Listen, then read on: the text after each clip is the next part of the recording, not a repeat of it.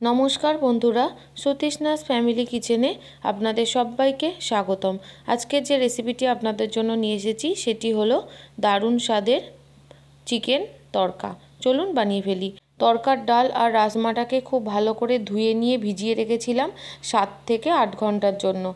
एबार जल थेके छेके निये प्रेसार कुकारेर मध्य दिए सेদ্ধ करे नेब। दिए देब परिमाण मतो जल, सामान्य नुन और अल्प एकटू हलुद।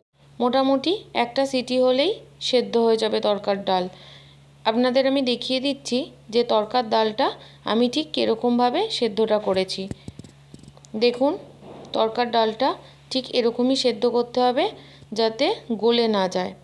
এবার নিয়েছি ক্যাপসিকাম, টমেটো, পেঁয়াজ, কাঁচা লঙ্কা, কিছুটা চিকেন, আদা রসুন, হলুদ, ধনের গুঁড়ো, জিরের গুঁড়ো।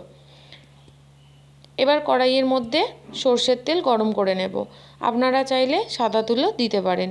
এবার দিয়ে দেব পেঁয়াজ কুচি, দিয়ে দেব এর মধ্যে চিকেনের টুকরোগুলো আমি একটু বড় সাইজ রেখেছি, আপনারা আপনাদের পছন্দ মতো কেটে নেবেন। এবার ভালো করে নাড়াচাড়া করে নেব 4 থেকে 5 মিনিট।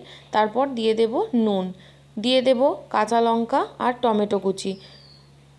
এবার আবারও খুব ভালো করে মিশিয়ে নেব।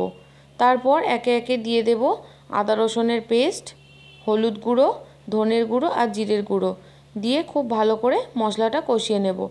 মশলাটা ভালো করে কষিয়ে নেওয়ার পরে যাতে মশলাটা পুড়ে না যায় তার জন্য দিয়ে দেব সামান্য জল।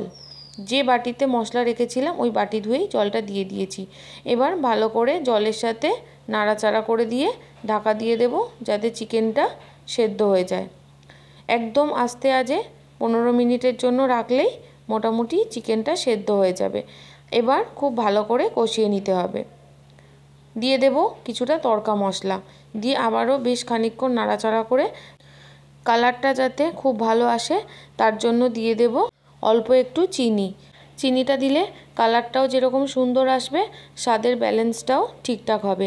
খুব ভালো করে কষিয়ে নেওয়া হয়ে গেলে যখন তেল ছেড়ে আসবে তখন দিয়ে দেব কিউব করে কেটে রাখা একটা ক্যাপসিকাম। খুব ভালো করে মিশিয়ে নিয়ে দিয়ে দেব সেদ্ধ করে রাখা তরকার ডালটা। আবারও ভালো করে মিশিয়ে নিয়ে দিয়ে দেব অল্প একটু জল। জলটা দিয়ে খুব ভালো করে মিশিয়ে দেব। তারপর খুব ভালো করে ফুটিয়ে নেব। এবার ভালো করে ফুটে গেলে বারবার করে নিচ থেকে একটু নাড়িয়ে দিতে হবে যাতে নিচে লেগে না যায়। খুব ভালো করে ফুটে গেছে। এবার দিয়ে দেব এখানে হাফ চামচের মতো গরম মশলা। এই গরম মশলাটা আমি দারচিনি আর এলাচ শিলনোড়ায় গুঁড়িয়ে নিয়েছিলাম, সেখান থেকেই দিলাম। ভালো করে মেশানোর পর দিয়ে দেব কিছুটা ধনেপাতা। তরকাতে ধনেপাতাটা মাস্ট। ধনেপাতা ছাড়াও আপনারা ধনেপাতার বদলে কিছুটা কাসুরি মেথিও ইউজ করতে পারেন। এবার জলটা অনেকটাই কমে গেছে, তরকাটাও প্রায় মাখো মাখো হয়ে গেছে। এবার আমি নামিয়ে নেব। তৈরি হয়ে গেল দারুণ স্বাদের চিকেন তড়কা। আপনারা অবশ্যই একবার এইভাবে বানিয়ে দেখবেন বন্ধুরা। যদি রেসিপিটা ভালো লেগে থাকে তাহলে অবশ্যই আমার এই চ্যানেলটা লাইক, কমেন্ট, সাবস্ক্রাইব এবং শেয়ার করে দেবেন। আর কমেন্ট করে অবশ্যই জানাবেন যে রেসিপিটা কেমন হয়েছে। আর আপনারা কে কী দিয়ে তড়কা খেতে ভালোবাসেন অবশ্যই আমাকে জানাবেন।